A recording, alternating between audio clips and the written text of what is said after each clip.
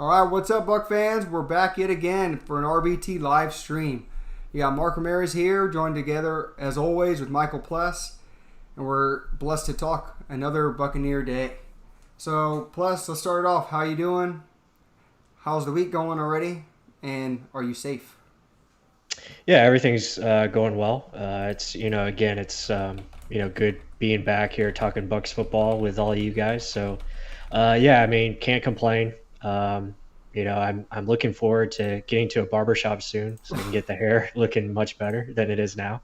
But I'm enjoying, the caveman look right now. So it's good. Yeah, I look like a microphone tip, so I don't know what the hell you're talking about. My hair, it stays the same, but hey, I cut my own hair, so if you want a Ramirez, you can come on down to the residence, and I'll shave you up. I might do that. A two all over if you'd like.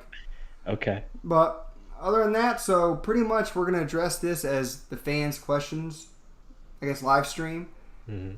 Obviously, right now, there's not much news. I mean, the only news you have is the pandemic news and when the hell are we going to be able to play games or at least see some type of sports. I mean, I think basketball hopefully starts something soon. I haven't heard anything on hockey, but right. I don't know.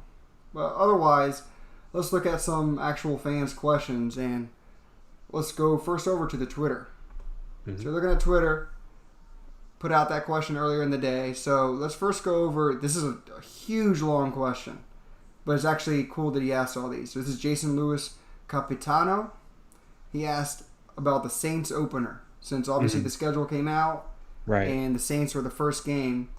I guess he pretty much wants to know, do you think that's a win? Do you think it'll be competitive? Do you think we get blown out of the water? What do you think? Initial thoughts of that, and like pretty much, I guess, what is the NFL saying with the first Bucs game is two pretty much future Hall of Famers going head to head?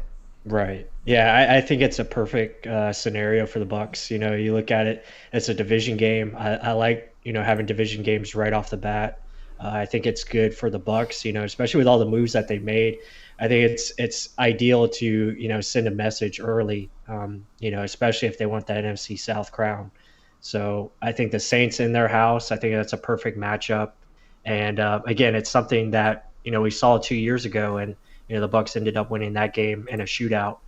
But I think this is going to be a great match to start off. And the Saints have been talking a lot of trash, over the offseason, especially towards the Bucs. At least certain players have.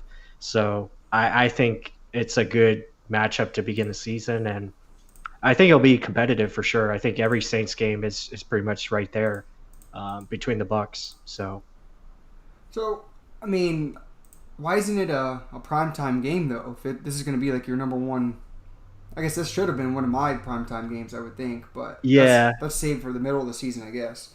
Right. But I mean, yeah, they get the 4:25 start. I mean, it's probably going to be America's game of the week. So, it is pretty much a primetime game if you look at it that way. But, I mean, I love it. I love the matchup, though. I think it's going to be really good. Oh, obviously, you can't get a better matchup than that, I wouldn't think. But right. I mean, obviously, you're going to look at them both as potential. That's your NFC champion, right?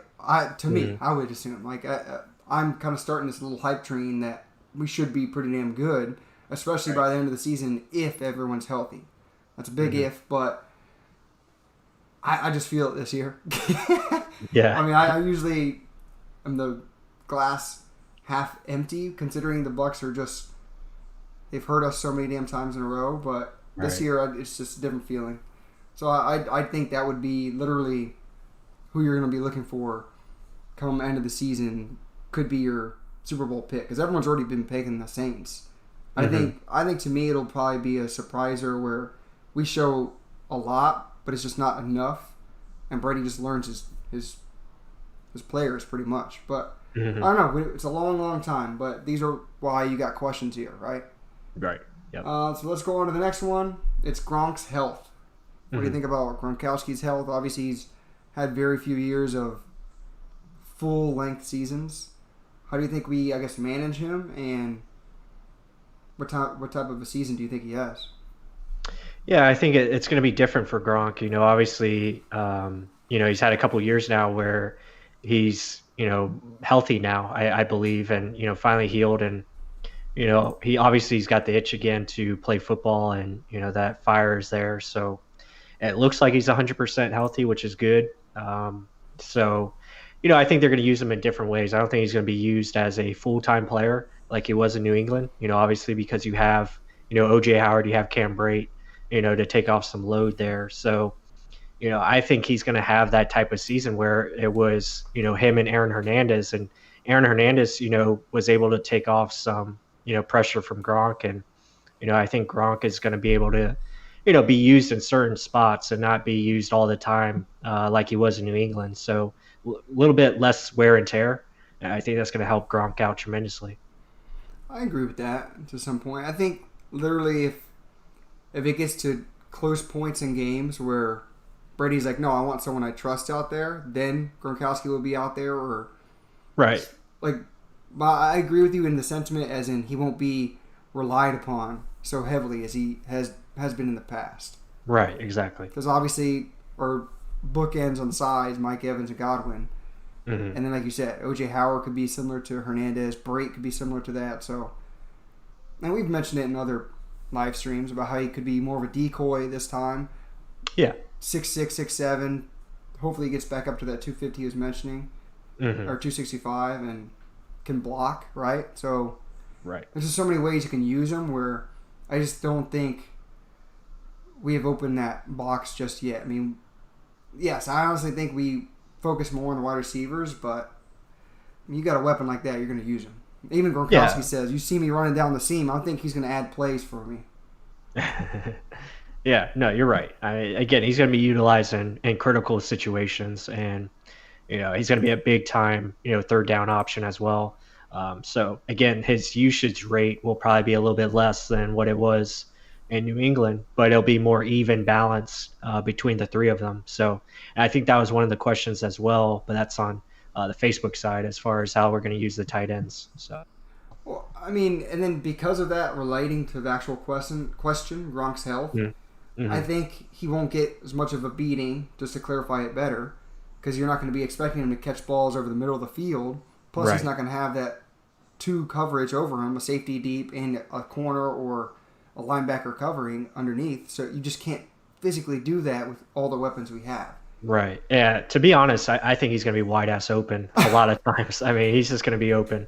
It's going to be hard to cover everybody, and him being single covered, which he probably will get, especially on a linebacker. I mean, he's going to win most of that. He's going to win that most of the time. So it'll be good for him, and I think that will help his health tremendously. Obviously having OJ Howard and Brate there, like we said, it's going to be a big boost to him. So.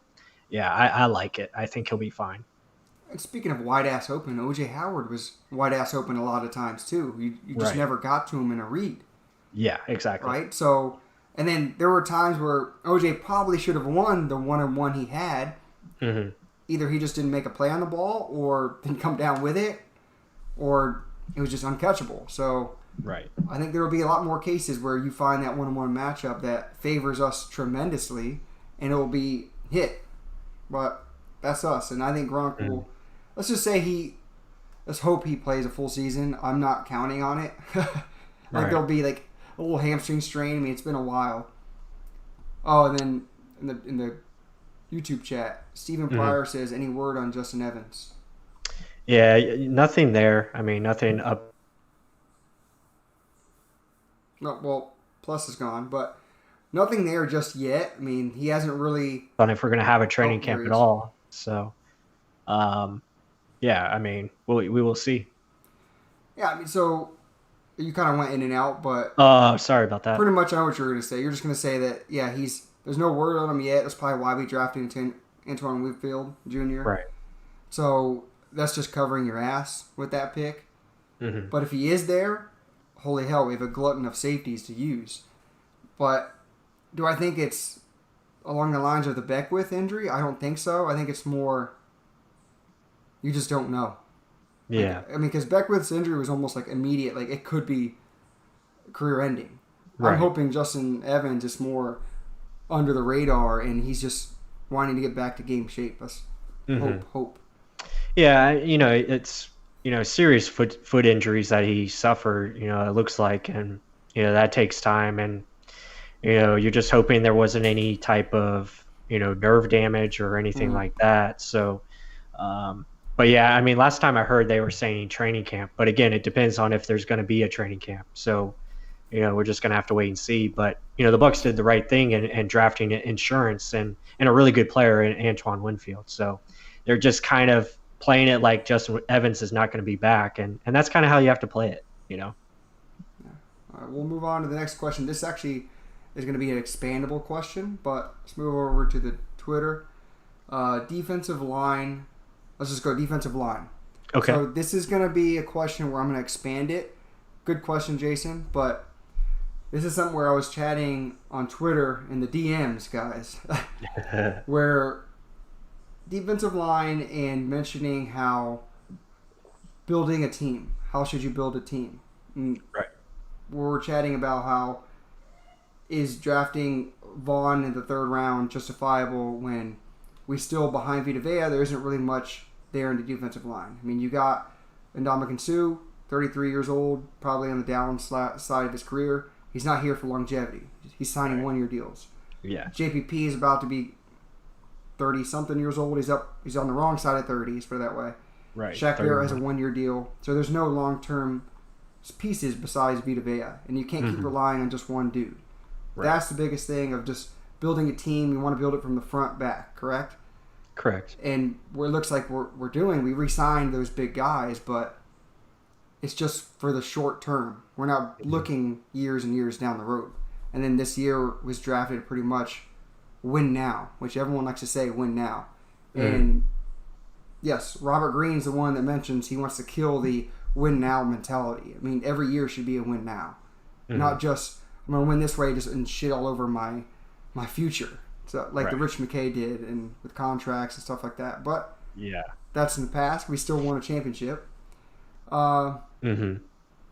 What do you think about the defensive line then, and then kind of touch on what I meant on what I talked about with the building a team? And Robert Green isn't wrong. I mean, when you look at it, defensive line, you want to have some, guys that have upside and potential, obviously, and guys that you can build around, for several years. And obviously the big piece is Vita Vea.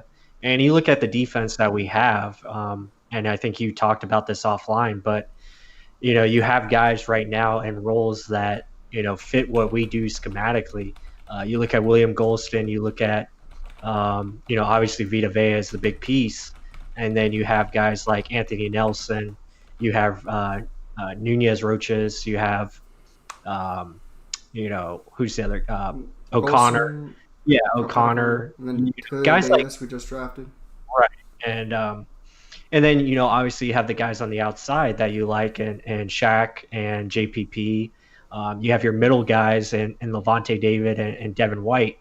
And, how this defense runs, I mean, it funnels to your middle linebackers, which is Devin White and Levante. And those are your playmakers. Those are the guys that go out and make the plays behind the line of scrimmage.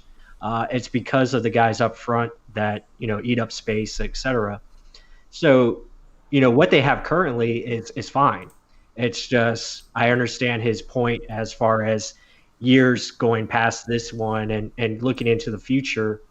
You would like to have more resources that you could build right now that could take over in, say, a few years. But, not every team has that luxury where they can just have guys sit and learn and develop that way. Obviously you would like to have some guys that have the talent of, a Vita Vea or someone like that next to him, but that just wasn't the case this year. I mean, we had opportunity. Sure. We could have drafted Kinlaw. Maybe, I don't know. But yeah, sometimes it just doesn't work that way. So, they go into next draft and maybe they draft, two defensive linemen early. We just have to wait and see. Yeah. But I mean, as of now, I'm content with our defensive line. I honestly think there's good rotations, like you were just saying. Like, right. You have Suh and Vita Vea as your big monsters, power guys that will make everything for the guys behind them. Again, like we say, it's the scheme of the defense. I think a lot of people, including Robert Green, they wanted future guys, but also guys that can be a penetrator to help Vita Vea out. You can't Yeah. just keep relying on the one dude, similar Right. to how the Bucs did with Gerald McCoy. Like left him, one dude, just keep doing it.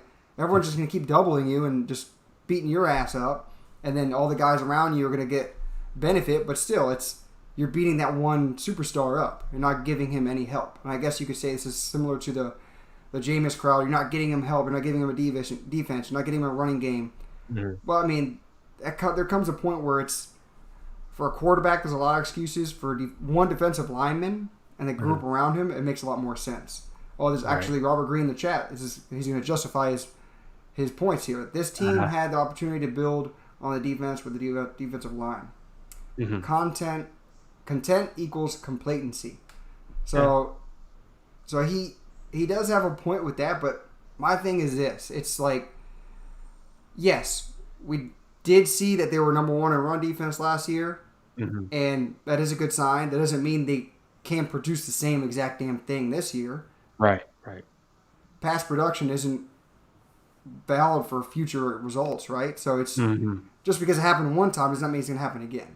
Yeah. It's like a roulette. You're like hoping for one thing, and it's not going to happen every damn time. But to me, it's, you know what you have. It's not going to be number one, maybe, but you know it has the potential to be that. Right. And yeah, you did get little pieces. Either way, to me, the rotation of Sue Vita Vea as your power guys, William Golson can go in and out for probably Vita Vea, which I think he usually did. Vita Vea was out a lot more than Sue was. Saving your superstar, which is smart. That's what they did a lot. And then the rotation of Anthony Nelson can fall inside. JPP can fall inside. Khalil Davis and Nunez Roches can be your speed guys on pass down. So I really like what they did with this defensive line. And is there another superstar in the defensive tackle position other than Vita Vea? No. Honestly, hell no. But they are good enough. It's not just content with it. It's, you got to build pieces everywhere, not just defensive line. And we're building around our scheme of defense, not just one player. And if it is anything, you're building it. Okay, you got the defensive line set with one superstar, similar to the Bucs of the heydays. Sapp, Vita Vea, comparable. Nowhere near speed and power. Then you have Devin White and Levante, your Brooks, Shelton Coors, I guess you'll say. And then the back end, you're hoping Winfield, Whitehead, and them are similar to John Lynch, Dexter Jackson kind of thing. So, I mean, they've got levels. Yeah, for sure. And it's a different defense than, what we had, Super Bowl year. But, you look at it, obviously there's concern along the defensive line if you suffer injuries. Sure. Like if Vita Vea goes down, I mean, you're obviously going to take a hit to your defense because he's that damn good. But at the same time, the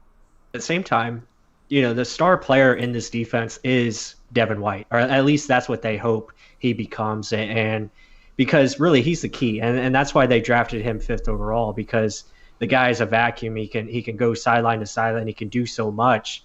And you hear him talk about he wants to be the old Devin White that he was at LSU. So, being that guy that can make plays everywhere, whether it's coming off the edge or what have you. Yeah, I mean, I understand the concern as far as the overall depth. But again, that's with every team. Like if one team loses their star defensive lineman, yeah, they're going to struggle. It's going to hurt them a little bit. But I'm happy with what they have as far as defensive line, and they should be good as long as you do get the health, to go with it. But that's for every team. Yeah, but before I answer that again, so guys, if you can please give us some likes, subscribe, whatever you want to do down there. If you like the content, show it. But I'll go on about defensive line. I think I'm watching this Tom versus Time on Facebook. If y'all haven't seen it, go watch it. It is truly awesome. Brady goes on. He's practicing with Edelman, and he throws Edelman a pass, and he's like, "Bro, you're lazy. Come on, finish the play." And Edelman's like, "What the hell do you mean I'm lazy? You come run routes." He's like, "That's not my job. It's not my job to run routes. You're being lazy in the route. Run the route." So it makes you think. So, yeah, Devin White shouldn't be doing everything. Same thing as Vita Vea shouldn't be doing everything. They got to do their job. That's why I say it's in this scheme. As long as they all play the scheme correctly, things will go well. You shouldn't expect Sue to do penetrator because he's not going to be that. You can't expect Vita Vea to always be a penetrator because he's not going to be able to do that. He's special for that big of a man, but you can't expect that. You want your outside guys to do that, and you want your big guys to be able to do what the hell they can do, push the pocket, make the job easier for the outside edge rushers. So that's why I'm like, we don't necessarily need greatness in the middle next to already a great player. We just need a lot of guys that can play their job, do their duty, do their executed play in the scheme correctly. So you don't need greatness. Yeah, and that funnels to Devin White, you know, and Levante Davis. He makes things easier because he can make up for mistakes with his speed to cover sideline to sideline. Vita Vea makes it easier because he's pushing the pocket. He's going to have to force a decision faster. Right. So everything plays together. I mean, it's not just one answer that can solve it all. Oh, Vita Vea shit the bed. I mean, and that's what a lot of people want. They just want to point one finger, but it's a lot more. No, it's team defense, and that's how they play. And they did a really good job of it, you know, the second half of the season last year. And now you just got to hope that continues and they continue to improve. And I think they will, you know, as long as they can stay healthy. You know, I think they have a really good upside in the secondary, you know, and I think that was the next topic on the list of from Twitter. So, you know, looking at the secondary, I think, you know, they have a lot of good pieces there. I'm really happy with Antoine Winfield. I believe he talked about he's going to be the free safety, you know, going forward. And, you know, I like that because I like Jordan Whitehead more closer to the line of scrimmage. I like, you know, Whitehead playing in the box. So I think that's going to be a really good pairing. And then you can use Mike Edwards, you know, in the slot, you know, to play, play some, big matchups there as far as covering tight ends and et cetera. So I'm happy with what they got. I think Carlton Davis is really going to become, you know, that lockdown corner that we're all hoping for. And I think he's shown it. And so I'm excited to see what the secondary can do. Again, that starts with what happens up front. And I think they got a strong front seven to compete and make plays. Yeah, I mean, I'll answer that, and I want to just touch because there were some statements in the YouTube chat. But the secondary, I think it's just young, up and coming. I mean, Carlton Davis is going to keep growing and growing as a player. Jamel Dean, you haven't seen anything yet. I mean, everyone's saying he could be the best of the bunch. And Carlton Davis is no slouch. He's not going to freaking set back for anyone. So iron's going to sharpen iron right there. Mm-hmm. And then Sean Murphy Bunting in the slot, like that. Those three are nasty. Then you have the guys behind them wanting to push. And to me, it's like, who's that fourth cornerback? We don't know. So that's going to be a camp battle. But secondary safety, again, like we mentioned earlier, if Justin Evans comes back, you have a glutton of safeties to choose from. If not, you still have at least three with Whitehead, Winfield, and who's Edwards. Yep. So I mean, there's already three young potential. Actually, two guys have shown they can do it. Let's see what Winfield can do too. So, I mean, I'm very content. No, forgive me. I may not say content. High potential secondary. I gotta choose my words wisely. Well, I mean, I think there's a lot of pieces in place where if things are executed correctly, schematically, we can be a really special defense. But and then Stephen Pryor in the chat said, when JPP came back after his neck injury, I felt like he was a big impact for the defense. Do you think Brady will have a similar effect on the team? Yeah, I agree with that. I think, you know, JPP's, he's the leader. He's a guy that, you know, he brings that fire and energy. The defense obviously was different once he returned. And that's, you know, they started playing much better when he was in there. So, and you saw Shaq Barrett, you know, just explode. Yeah, I think Tom will have a very similar effect. I think he's going to have – I think that's where his biggest impact is going to come, is just being in the locker room and talking with the guys, giving them confidence. So that's what I'm most excited about. I think I've touched on it before. You know, Monday through Saturday is going to be his biggest influence on this team, and it's going to help them out tremendously. Yeah, again, to reference Tom vs. Time on Facebook, just search it up on the search bar, guys. He talks about how literally Monday to Sunday he literally loves and watching tape. It's like his vice. He enjoys it, and it's the fact that he studies it and he knows it's not just looking at it; it's interpreting it and fixing it on the field. And that's something where we kind of look at Jameis. He's like, he's doing the same mistakes over and over. Right. It's like, come on, dude. I mean, you have so much potential. Just realize you're staring a guy down, or realize it's not going to be there. Move on to the next one. Mm-hmm. So it's understanding that little bit. And even Mike Evans touched on that. We'll get to that in the Bucs and the news stuff. But I mean, this is the greatest game manager of all time, pretty much. I mean, Mr. Checkdown Charlie, that's because he already sees the deep route isn't there. And it can be attributed to that, but it could be attributed he's just making the smart decision.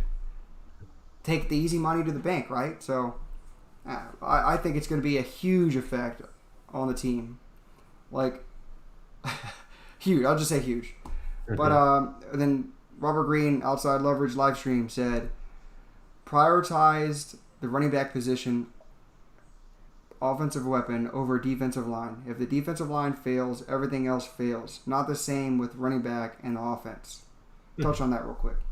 Yeah, no, that's a fair point. And I know what he means by that. You know, obviously I was hoping for a defensive lineman myself early in the rounds, and they went with Keyshawn Vaughn, again, a guy that is a piece for Tom Brady in the offense, but I understand the want for defensive line to add depth there and add maybe a potential playmaker earlier than what they did with Khalil Davis in the 6th round. So I understand his point there.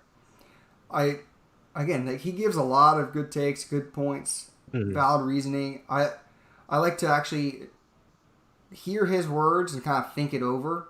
And it's always good. That's why we like this live stream. That's why we like chatting with you guys, Buck fans.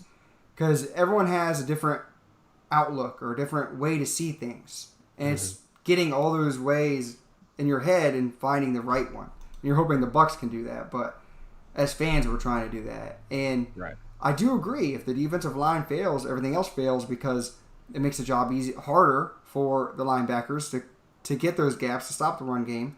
Makes the job harder in the secondary because they got to cover for longer. So they may go on the one read, but then it's a double move, and then they're shit out of luck. So he is right. But it is risky kind of what they're doing, because if Vita Vea does go down, this defense is totally different. I mean, Sue moves over, and then William Golson takes over for his spot.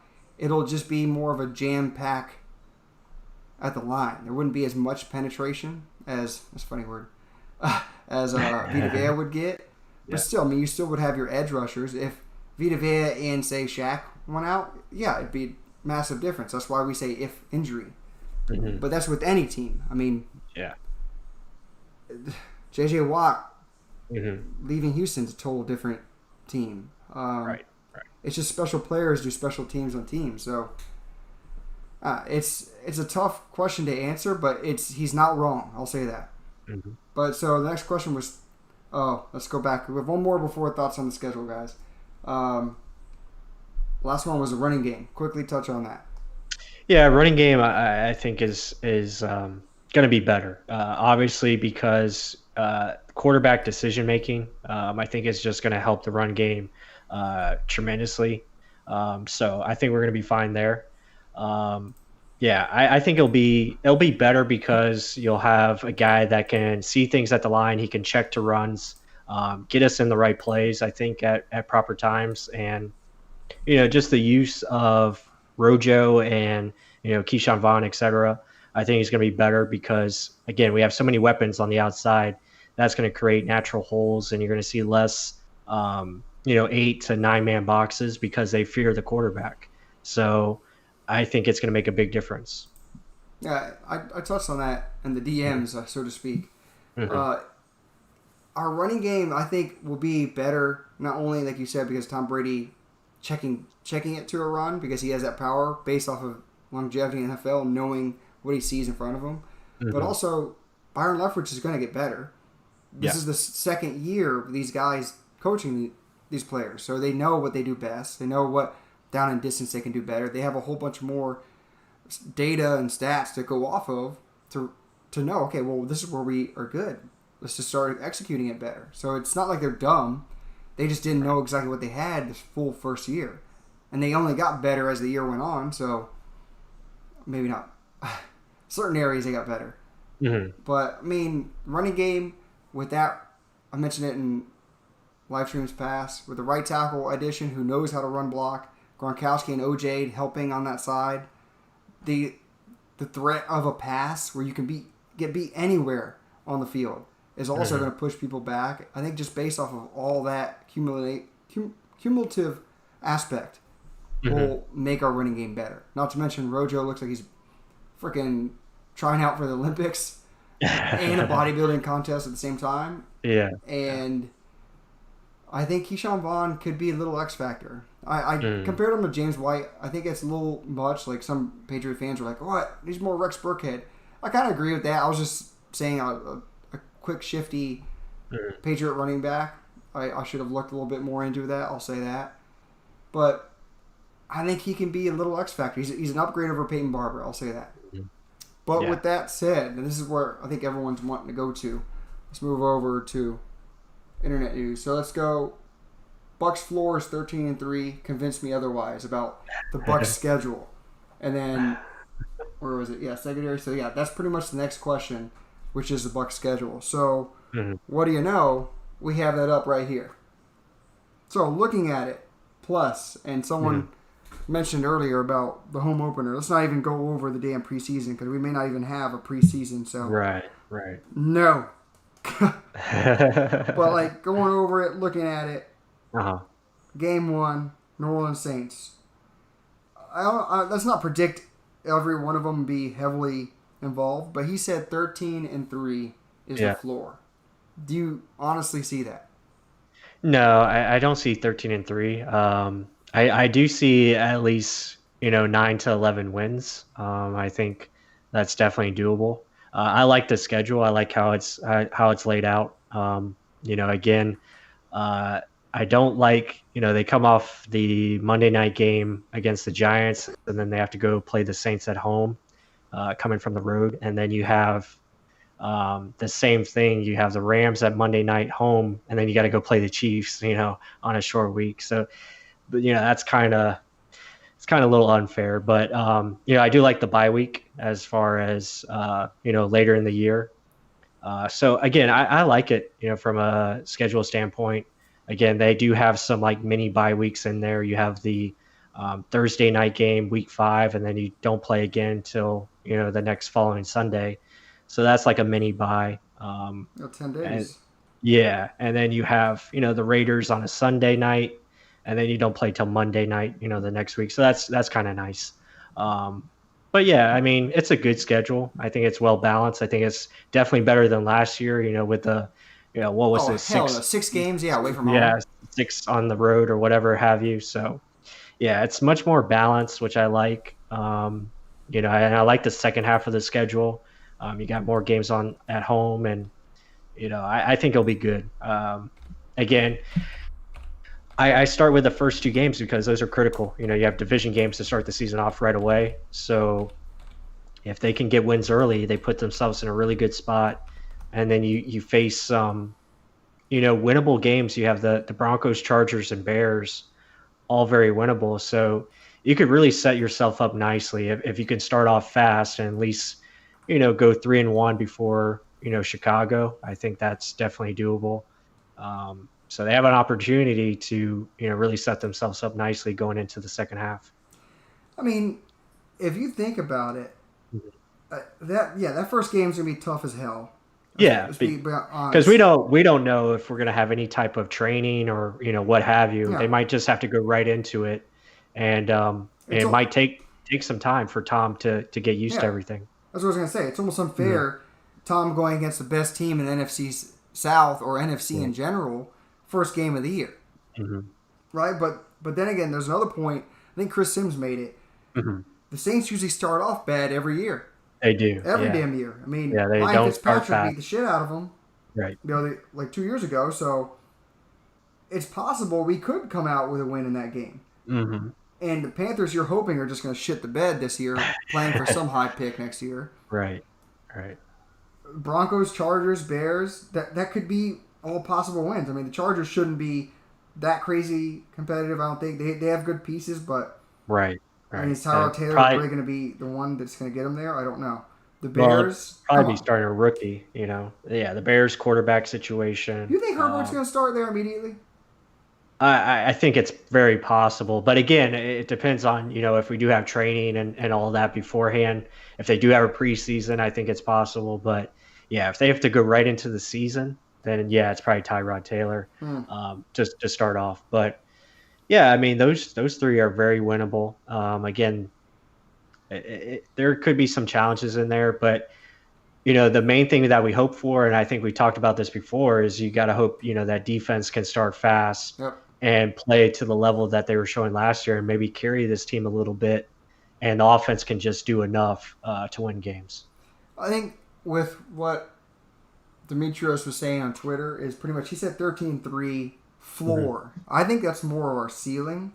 Yeah. I mean, to be realistic, this one, you have 1, 2, 3, 4, 5.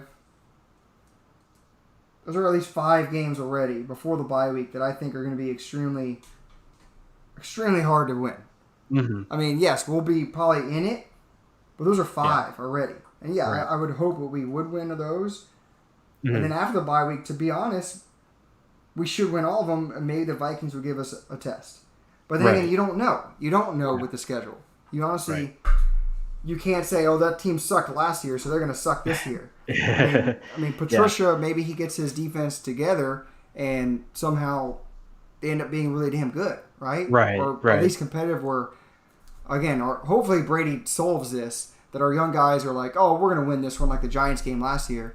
Think Hmm. about, "Oh, we're going to think about the next game," and then they lose. Hopefully Brady just Right. literally reams their assholes, reams it, and gets that out of their heads and says, "No, we're going to win every damn game, and we're going to make it a point that we're going to show them we're the better team."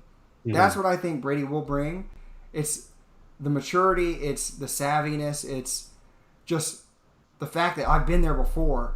Follow my ass because I'm going to get you there, Yeah. and Gronkowski's going to help you. So I'm hoping that's what it is. Devin White being leader, Hmm. Levante just freaking wanting to win. Like I'm thinking a lot of this is built up energy, wanting just to win games, and Yeah. Brady's going to be the perfect ring leader for that.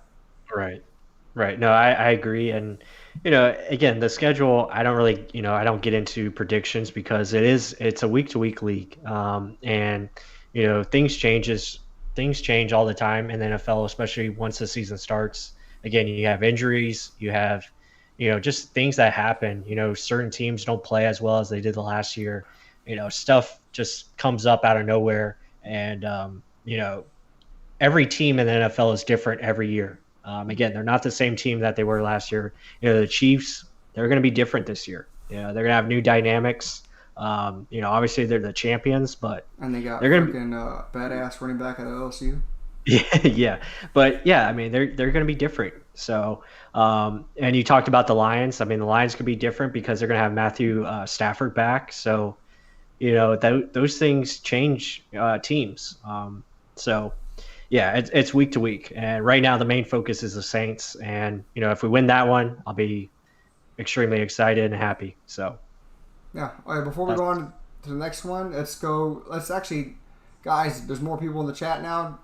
Please give us a like down below. Subscribe if you haven't yet, and we'll continue on. Also, Stephen Pryor said, "Do you think this great schedule has more to do with last year's brutal schedule, or is it more a Brady effect?"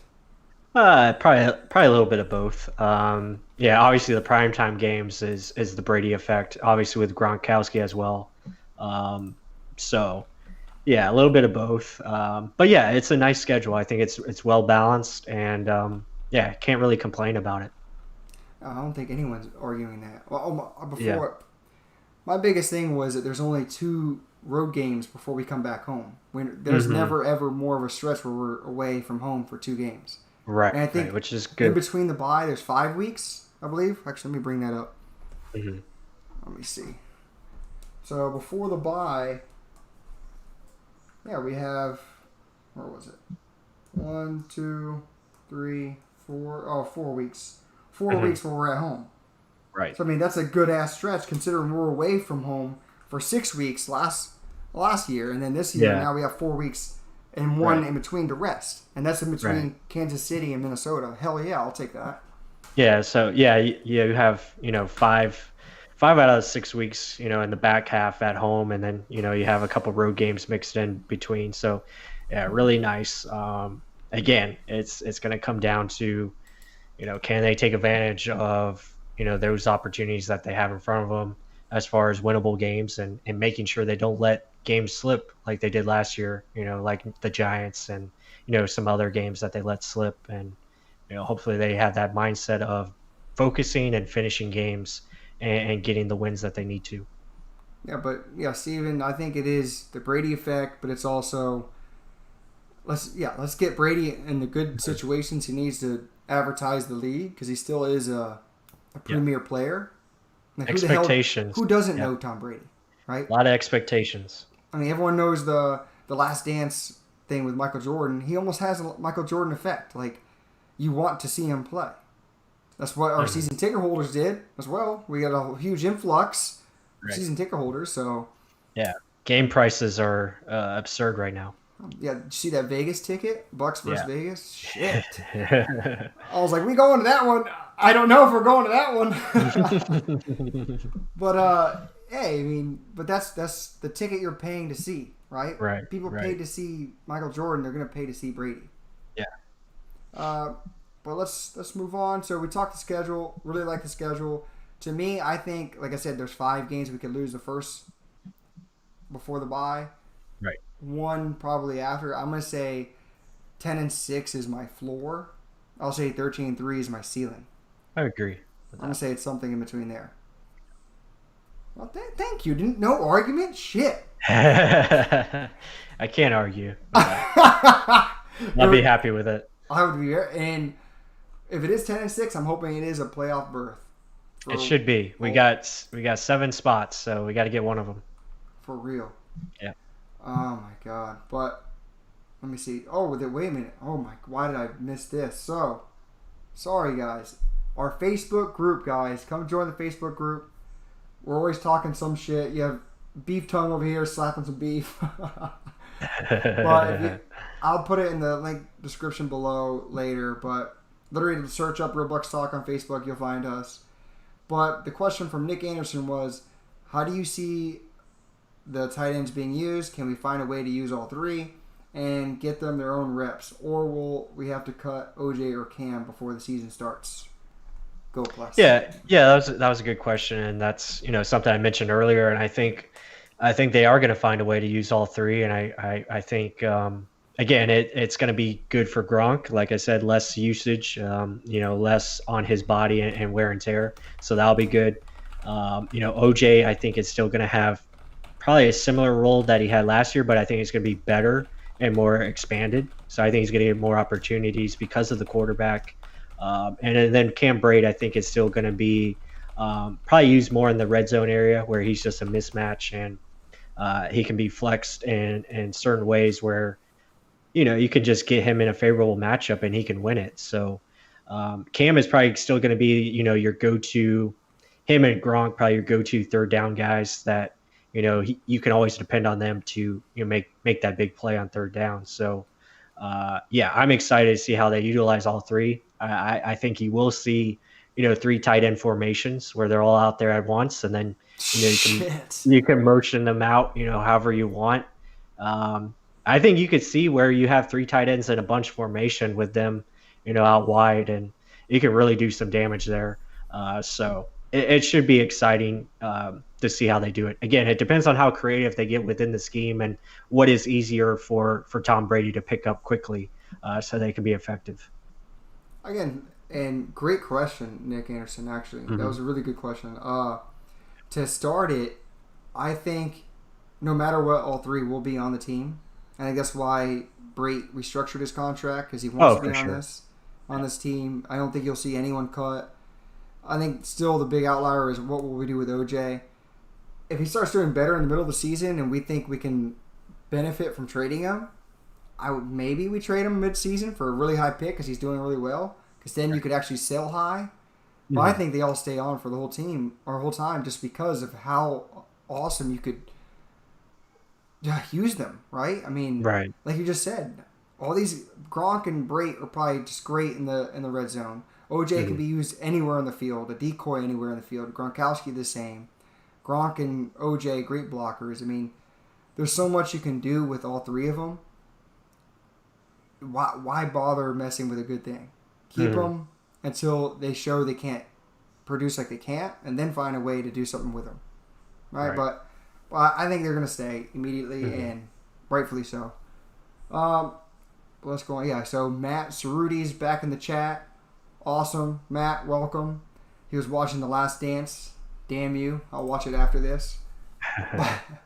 But with that said, let's keep going on. Let's move on to, I like to call this the Bucks in the News. And pretty much just search up Tampa Bay Buccaneers news. And the first story was this simulation of the Bucks season. I already didn't like it because it's literally today they did this. And then they go over the 2019 season. Mhm. Yes, they got Brady stats. He got 4,300 yards, 28 touchdowns, 13 interceptions. And he got one win more than what Winston would have done. And then when they put Winston into the Patriots, I guess they were 8-8. Or what were they? Yeah, 8-8, 4 worse than the Patriots. I was like, what the hell is this shit? That's a dumb story. But if they would have done the 2020 season with Gronkowski, with our better defense, I think they'd see similar to something like that, or 11-5, something close to that. Mhm. I mean, it's the game manager is a huge difference in this offense. I think it just Right. flat out is. But let's eliminate that little story there. And then I think everyone saw this. Mike Evans sounding off about Brady and Jameis. Let's go over to that. So Mike Evans, Tom Brady, Jameis Winston. The big quote was, "If we didn't get Tom Brady, then obviously I think we was going to keep Jameis." Evans said, "I don't know for sure. I'm not the GM. I'm not a coach. I obviously wanted Jameis back because that's my bro. But the opportunity to get Tom Brady, like that's Tom Brady, bro. Mhm. That's the greatest of all time. He's a franchise changer." Right. What is your 2 cents on all that? He was chatting with Lewis Murphy on, I believe it was Snapchat, no, Instagram. Mhm. But what do you think on that? No, I mean it's what we've been saying. It's what I think most Buccaneers have been saying, as far as the thought process of Jameis, and I think he's right. If we couldn't land Tom Brady, then I think Jameis probably would have been back. But you got the opportunity to get Tom Brady, you go and do it. Like it's a no brainer. Like if Tom Brady wants to be in Tampa, then yeah, you go ahead and sign that guy, because he's that damn good. So you want to upgrade the quarterback position, that's the best guy you could have got, and the Bucks got him. So period, end of story. Like he said, franchise changer. You have the best to do it. Again, he wanted Jameis to come back because that's his bro. But then you just the bros before hoes line. What about bros before the goat? I mean, you don't do that. You go Right. with the greatest of all time. You go with the guy Mhm. that you know has done it over and over and over that will push you in your position and expect the greatest. So, to me, I thought it was a no doubter, especially if you had the opportunity, like you mentioned. Mhm. So Evans pretty much said it. A lot of people like saying, "Oh yeah, he mentioned Jameis that he liked him because he's bro." Yeah, no one's gonna talk bad about anyone here. Okay, Right. guys. Like, if they do, that's just they're a shitty personality. Mhm. Well, I mean, rightfully so. Jameis, he was there was times he was great, and then there was times he was outright terrible, like Bruce Arians said. You need consistency, and that's what Tom Brady will hopefully bring, and he's proven he can bring. But let's move. Matt Cerruti said 5 out of 7 in a row in primetime on the schedule. He says, Mhm. is that an advantage or a disadvantage? I mean, again, it's going to be a lot of expectations, a lot of eyes on this team. So, yeah, I think it's a good thing. But I mean, we'll just have to wait and see. Like I said, it's week to week league. A lot of things change throughout the season. So, but they're going to have eyes on them. They're going to have to be ready for this expectations that are going to be. held on them, you know? Advantage or disadvantage? I will think. You know what? I don't even know if it's a push to me because Yeah, I would agree. I mean Bruce Arians when he had the Cardinals and what was that Amazon Prime show they did? Yeah, all or nothing. All or Nothing, and they still produced big time. Like they did very very well. I think they made the playoffs and they just lost the Panthers in the playoffs, right? Right, championship game. So I don't think it really matters for the coaching staff because they've been there, done that. I don't think it matters for Tom Brady, been there, done that. I think when the Bucs had Hard Knocks here, they were still very mature, very young. Just leadership was in and out. The scheme, there's a lot of things that were unknown. I think once Tom Brady gets a hold of this team and starts really drilling them again, but this damn pandemic really does shit on all of our potential future. I mean, it's going to take a while for this team to gel and grow because they can't get together. They can't do shit. They can't be a damn training camp. So I mean that we'll see.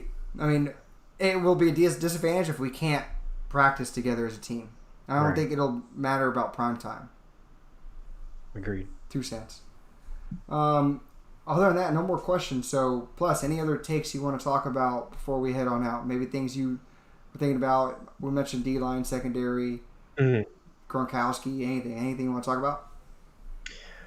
Nothing on top of my head. I mean, I'll talk about Rojo again. I think he's determined. That guy's got something up his butt where he's just, I mean, he wants to take over the world. It looks like. So I'm excited to see what he does. I'm just really excited about what we're going to see from these players that were from the 2018 class and really didn't get to show what they're capable of because they didn't get the playing time. You look at Alex Kappa, Rojo.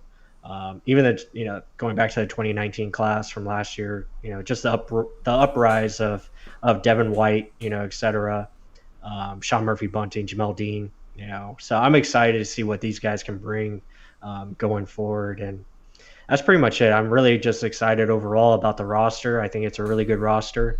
And, I just hope we can see it, come together and, hopefully we have football on time and we can, get back to, having sports, in general in our lives. And it'd be really nice.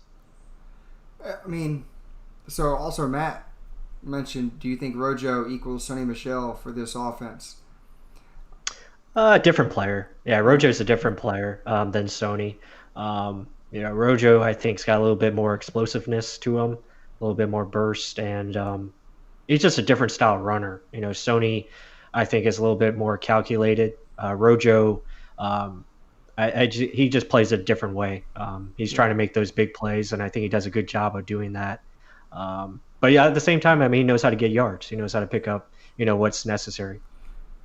Yeah, Sonny Michel, I think, is more of like you said, he's more. He thinks it in. He thinks it in. Thinks it through. Like, Yeah. like he's more of a visual runner. Like feels for where the line's going. Right. Rojo's more of like a run, one cut and go, and then he's gonna just bulldoze through and try and gain as much as he can. Like the mentality from year 1 to year 2, astronomically different. Like he literally was like the USC junior that he came out as. Yeah, like ran much tougher. I'm gonna go through you. If you're gonna have to drag my ass down. That's how he played. And when he had the ball, you saw it. And like every time after time. And the more he got it, the more strong he felt. Like he wanted to take over. This offseason, you see all these damn tapes of him catching balls, running routes, like crisp ass routes, digging his foot in the ground, turning.